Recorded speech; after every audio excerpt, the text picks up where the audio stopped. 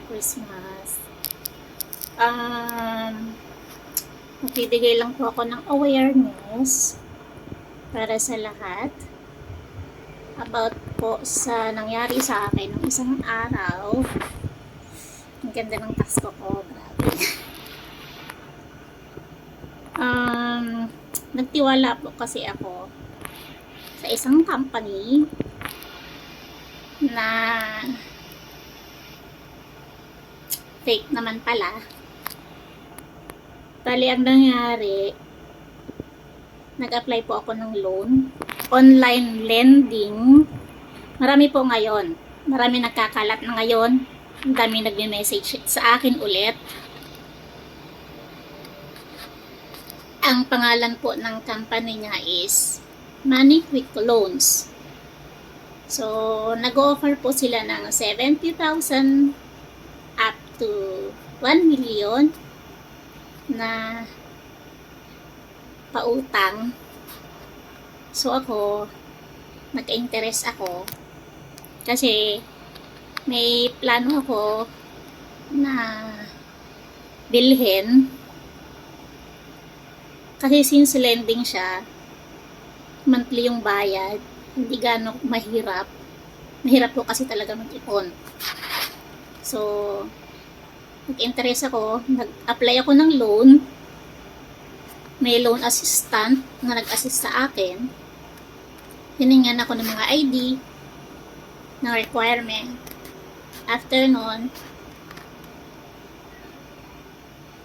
chinek lahat ng sa akin, ng mga pinasa ko. And pinag-fill up ako ng form online. Tapos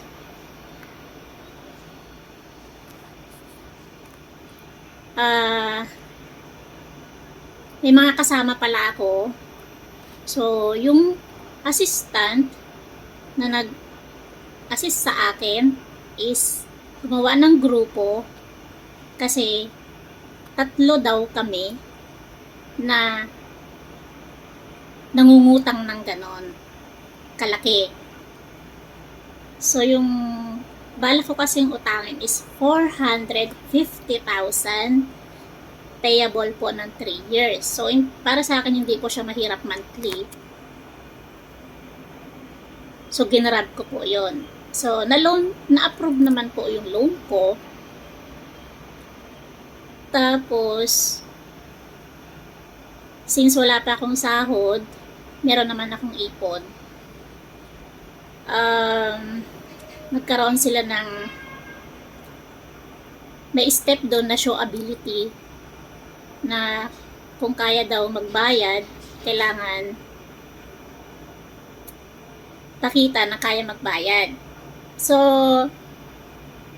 may pinakita kayo sa amin na wallet na doon na dineposit yung hinihiram namin.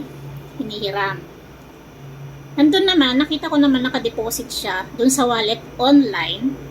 Papakita ko po dito mamaya kung ano yun. And nakalagay naman siya sa balance ko under my name.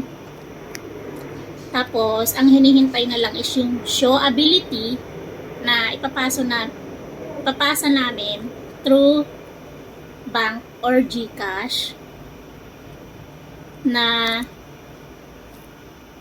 aaralin ng AI para ma-withdraw yung hinihiram namin. So, yung isang kasama ko doon sa grupo, Ritualo ang pangalan. Nag-show ability siya yung una. Pinakita yung sinend through GCash. Tapos, after 15 minutes, pinakita niya na na-withdraw niya yung pera. So, ako naman, lumipas yung isang araw, nalipas ko muna. Tinanong ko pa itong si Ritualo kung totoo yun. Sabi niya, true yun. Happy nga daw siya kasi malaking tulong yon sa hospital ng asawa niya. So ako naman, kahit gabing-gabi na, lumabas ako After ng work ko, naglagay ako ng pera sa GCash and sinend ko. Ang mali ko, sinend ko yung 22,500 sa GCash na binigay sa akin ng assistant. Tapos, na-receive naman. Kaso, nagka-problema kasi hindi ako naglagay ng remarks na show ability. So, nagpatulong ako sa loan assistant ngayon. Tinulungan naman ako. Wait ako ng 15 to 3 hours. 15 to 3 hours up to 3 days kasi international yung bank transfer. Mahihirapan daw. So, kinabukasan lumabas ako ngayon. Sinek ko yung ATM balance ko. Wala. Pumunta ulit ako ng group chat. Sabi ko, bakit wala pa yung pera? Nag-reply ngayon sa akin na kailangan ko magbayad ng tax worth 70,000 mahigit kasi international bank yung lalagyan nila ng pera. So, sabi ko, yung pera ko na yun, inutang ko lang yun para lang maibigay at ma-approve yung loan ko. Tapos, hihingian ako ng tax na 70,000 mahigit para ma-release yung loan ko. Sinabi ko na paano ako magbabayad ng tax kung wala sa akin yung pera? Saan ako kukuha ng pera? Sabi sa akin, i-refund naman daw yung 70,000 after ko magbayad. So, ngayon, pinapatawag ako sa customer service, customer support. Ganun nga ginawa ko. Yun din yung sabi ng customer support sa akin. Kasi, hindi ko na ma-withdraw yung nasa wallet balance ko. Pero wala talaga yung sa ATM. Nasa wallet balance lang yun. Online. So, ngayon, kinabahan mo ako. Pinipilit talaga sa akin na kailangan ko magbayad ng tax bago nila ibigay yung pera ko, yung perang niloan ko. Kung alam ko daw ba ang policy ng pagbabayad ng tax. Kaya ang reply ko sa kanya is, bakit ako magbabayad ng tax nang wala naman akong nai-inquire? Wala akong na-acquire. Wala akong nakukuha. Para saan yung tax? At saka kaya ko magbayad ng tax ng personal. Bakit sa inyo ako magbabayad ng tax? Tapos, ang sagot sa akin ng lalaki, Ronaldo Aliwalas, assistant, loan assistant. Ang sabi niya, kung matigas ako, pwede na ako mag-leave.